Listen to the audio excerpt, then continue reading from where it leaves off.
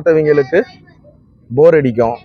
புதுசாக பார்க்குறவங்க இப்போ இந்த சேனல்ல இருந்து ஃபாலோ பண்ணுறவங்க என்ன பண்ணுங்க, அதாவதுங்க முதல்ல இப்போ நீங்கள் ஒரு பாரம்பரிய சபைக்கு போயிட்டு இருப்பீங்க, அவங்களெல்லாம் விட்டுருங்க.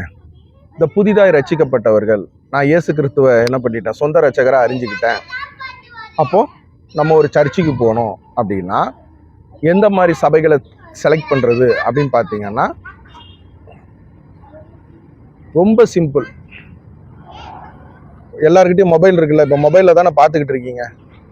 நீங்கள் என்ன பண்ணுங்க, இந்த வீடியோ பார்த்து முடிச்சுட்டு கூகுள் போங்க. கூகுள் போயிட்டு உங்கள் ஏரியா பக்கத்தில் இருக்கிற ஸ்கூல், இப்போ உதாரணத்துக்கு நீங்கள் இந்த வீடியோ மதுரையில் ஒரு ஆண்டிப்பட்டி பக்கத்தில் இருந்து ஒரு கிராமத்துலேருந்து பார்த்துக்கிட்டு இருக்கீங்க, இல்லை சிட்டிக்குள்ளேயே பார்க்கணும்னு வச்சிங்களேன், சென்னையில் வலசரவாக்கம் நியர்பை ஸ்கூல்னு போடுங்க. அதே மாதிரி உங்கள் ஊரில் உள்ள மாவட்டங்களில் உள்ள ஸ்கூல் போடுங்க. ஏகப்பட்ட ஸ்கூல் வரும். அந்த ஸ்கூலுக்கு முன்னாடி பார்த்தீங்கன்னா கிறிஸ்டியன் பேரோட இருக்கும். அந்த ஸ்கூல் அதோட மேனேஜ்மெண்ட் யாருன்னு பாருங்க. ஒரு சில கிறிஸ்தவ பேரோட இருக்கும் ஸ்கூலு. அது ப்ரைவேட்டாக என்ன பண்ணுவாங்க, உங்களை மாதிரி என்ன மாதிரி உள்ளவங்க நடத்துவாங்க. ஒரு சில ஸ்கூல் பார்த்தீங்கன்னா முன்னாடி கம்பல்சரி ஒரு பேர் இருக்கும், ஒரு ஸ்தாபனத்தோட பேர் இருக்கும். அந்த மாதிரி அதை எடுத்துங்க. ஸ்கூலு அடுத்து காலேஜ் போடுங்க, அடுத்து ஹாஸ்பிட்டல் போடுங்க. ஏதோ ஒரு பேர் இருக்கும். இப்போ உதாரணத்துக்கு சார்லஸ் மெட்ரிகுலேஷன் ஸ்கூல், அதுக்கு முன்னாடி ஒரு ஸ்தாபனத்தோட பேர் இருக்கும். இந்த வீடியோ பார்த்துக்கிட்டு இருக்க நீங்கள் ஒருவேளை மாடசாமி மருத்துவமனை, அந்த மாடசாமிக்கு முன்னாடி ஒரு ஸ்தாபனத்தோட பேர் இருக்கும். அந்த மாதிரி சபைகளுக்கு என்ன பண்ணுங்க, முதல்ல போங்க. இது எதுக்கு சொல்கிறேன் அப்படின்னா, ஊழியம், அது ஊழியம் என்ன ஒன்றுனாலும் இருக்கட்டுங்க. இந்த ஒன்றும் இல்லை, ஒரு மக்களுக்கு உதவி செய்கிற ஊழியமே இருக்கட்டுமே. இந்த வீடியோ பார்த்துக்கிட்டு இருக்கீங்க, எனக்கு ஒரு 10,000 கொடுத்து ஒரு ஹாஸ்பிட்டலில் கை கால் இல்லாதவங்களுக்கெல்லாம் போய் என்ன பண்ணுப்பா சார்லஸ் ஹாஸ்பிட்டல் ஊழியம் பண்ணுன்னு நீங்கள் கொடுக்குறீங்கன்னா 10,000 நான் முழுசாக என்ன பண்ண முடியாது. அந்த உடல் ஊனமுற்றவங்க, கை கால் எடுக்கப்பட்டவங்க, தன் உடல் உறுப்பை இழந்தவங்க, இல்லை அவங்களுக்கெல்லாம் கொடுக்க முடியாது. என்னோட செலவு இருக்கும், போயிட்டு வர வண்டி செலவு இருக்கும், நான் சாப்பிடணும். அப்போது எந்த ஒரு ஊழியம் எடுத்துக்கிட்டாலும் அதில் நீங்கள் கொடுக்குற காணிக்கை முழுசாக என்ன பண்ண முடியாதுன்னா யாராலையுமே ஒரு ஏழைகளுக்கே கொடுக்க முடியாது, இல்லாதவங்களுக்கு பண்ண முடியாது. ப்ராக்டிக்கலாக அதில் நிறைய செலவுகள்லாம் இருக்குது. அப்போ அதே மாதிரி நீங்கள் ஒரு பாஸ்டருக்கு ஒரு காணிக்கை கொடுக்குறீங்க, அந்த மாதிரி காணிக்கைகள் அவங்க என்ன வேணால் கொள்ளடிச்சிட்டு போட்டோம், என்ன வேணால் என்ன பண்ணட்டும். நீங்கள் 5,000 ரூபாய் தசம்பாங்க வைக்கியா, அந்த 5,000ல் கழுத 3,000 கூட தின்னுட்டு போட்டோங்க. மீதி 2,000 ரூபாய் இப்போ நான் சொன்ன இந்த மெத்தடில் உள்ள திருச்சபைகள், சர்ச்சு, அந்த சர்ச்சுக்கு தான் நீங்கள் கொடுக்குறீங்க. அந்த சர்ச்சில் என்ன பண்ணுறாங்க, அந்த காணிக்கை மூலமாக தான் இந்த ஸ்கூல் நடக்குது, ஹாஸ்பிட்டல் நடக்குது, காலேஜ் நடக்குது. புரியுதுங்களா? நீங்கள் ஒரு சபைக்கு போடுறீங்க காணிக்கை, அந்த சபை மூலமாக தான் நீங்கள் இப்போ கூகுளில் பார்க்குற, இந்த வீடியோ பார்த்து முடிச்சுட்டு பார்க்க போகிற அந்த இந்தாம்மா, ஓகே, பாய் பாய். அந்த ஸ்கூலோட நீங்கள் கொடுக்குற காணிக்கையில் தான் என்ன ஆகுது. நான் திரும்ப சொல்கிறேன், நீங்கள் 10,000 ரூபாய் தசம்பாகம் வைக்கிறீங்க, இல்லை சோத்திர காணிக்கை வைக்கிறீங்க, கழுது அதில் இருக்கிற கமிட்டியில் இருக்கிறவங்க, மூப்பர்கள், பாஸ்டர்மார்கள் என்னத்தையும் தின்னுட்டு போட்டோயா, 7,000 கூட தின்னுட்டு போட்டோம். அது அந்த சாபம் அவனுக்கு, ஆண்டவர் நியாயம் தீர்த்துட்டு போட்டோம். ஆனால் நீங்கள் கொடுக்குற காணிக்கை மூலமாக 3,000 ரூபாய் அந்த ஸ்கூலு ஒரு புள்ள என்ன பண்ணும், இலவசமாக இல்லை குறைஞ்ச ஃபீஸில் படிப்பாங்க. இப்போ நான்லாம் அந்த மாதிரி தான் படித்தேன். திருநெல்வேலி மாவட்டத்தில் நான் படிக்கும்போது ஒரு வருஷத்துக்கே எவ்வளோ 500 ரூபா தான் ஃபீஸு. கவர்மெண்ட் ஸ்கூல் கிடையாது, ஸ்தாபனம் மூலமாக, டயோசிஷன் மூலமாக நடந்த ஸ்கூலு. அந்த 500 ரூபாய் கூட பார்த்தீங்கன்னா ஏவி தாமஸ்ன்னு எங்கள் ஊரில் ஒரு ஐயா தெரியும்ல, ஏவி டீ தூள், அந்த ஐயா வந்து அவங்களோட ட்ரஸ்ட் மூலமாக என்ன பண்ணிடுவாங்கன்னா 500 ரூபாய்க்கு மேலேயே நம்மளுக்கு வந்து ரீஃபண்ட் பண்ணிடுவாங்க ஸ்காலர்ஷிப்பு. அப்போது நீங்கள் நல்லா பாருங்கள், சார்லஸ் ஆகிய நான் 12th வரை படித்தது, ஒரு வருஷத்துக்கு 1 லட்சம் 2 லட்சம் வாங்கக்கூடிய நான் கெட்டலை. வெறும் 500 ரூபாவுக்கு இந்த வீடியோவை பார்த்துக்கிட்டு இருக்க உங்கள் காணிக்கைன்ற பிச்சையில் படித்த பிச்சைக்கார பைய தான் நான். இதே மாதிரி ஏகப்பட்ட பேர் இருப்பீங்க. அது ஆர்சியா இருந்தாலும் பரவாயில்ல, ஆர்சியா இருந்தாலும் பரவாயில்லன்றேன், போங்க. சரியா? நம்ம காணிக்கைகள் என்ன ஆகும்?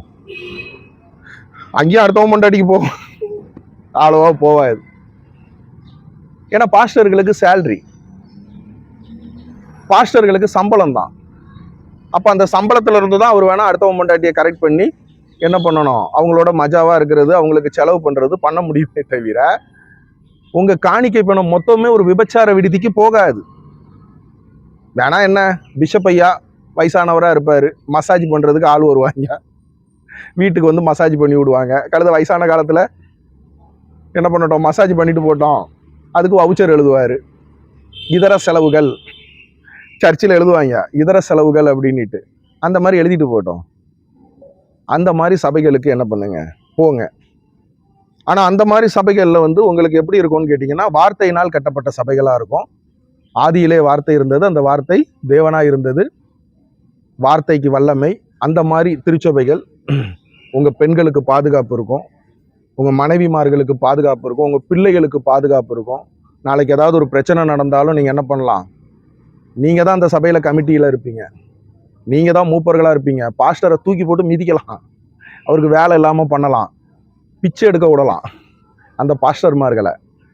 ஆனால் இந்த இண்டிவிஜுவல், இந்த பெண்டிகாஸ்டல் ஒன்றும் பண்ண முடியாது, ஒன்றும் பண்ண முடியாது.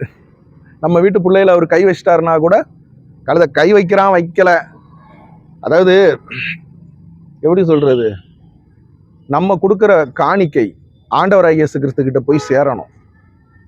ஒன்று நம்ம வீட்டு பக்கத்தில் இருக்கிறவங்க, இல்லாதவங்க, உடல் ஊனமுற்றவங்க, கை கால் உறுப்பு எடுக்கப்பட்டவங்க, அம்மா அப்பா இல்லாத பிள்ளைகள், இவங்களுக்கு கொடுத்துடணும். இல்லை நம்மளுக்கு சர்ச்சு வேணும், ஒரு ஐக்கியம் கட்டாயம் வேணும். ஏன்னா ஒரு குடும்பம் அப்படின்னாவே ஹஸ்பண்ட் அண்ட் ஒய்ஃப் 2 பேரும், நாங்கள் பசங்க மட்டுங்க, இல்லை கூட்டு குடும்பம். ஒரு ஃபங்க்ஷன், ஒரு அண்ணன் தம்பி எல்லாம் ஒன்று சேர்றோம், மாமா மச்சாலாம் ஒன்று சேர்றோம். அந்த மாதிரி தான் திருச்சபை. சர்ச்சுன்றது ஒரு குடும்பம். அப்போ அந்த குடும்பம் வேணும். ஆனால் அது எந்த மாதிரி குடும்பத்தை செலக்ட் பண்ணுறோம், அந்த குடும்பத்துக்கு நம்ம கொடுக்குற காணிக்கைகள் யாரோ ஒரு பிள்ளைகள் என்ன மாதிரி ஏகப்பட்ட பிச்சைக்கார பயிலுவ என்ன பண்ணுவான், படிப்பாங்க.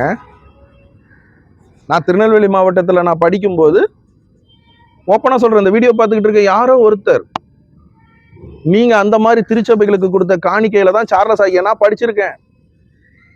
கரெக்டாக எனக்கு இன்றைக்கி 42 வயசு ஆக போகுது.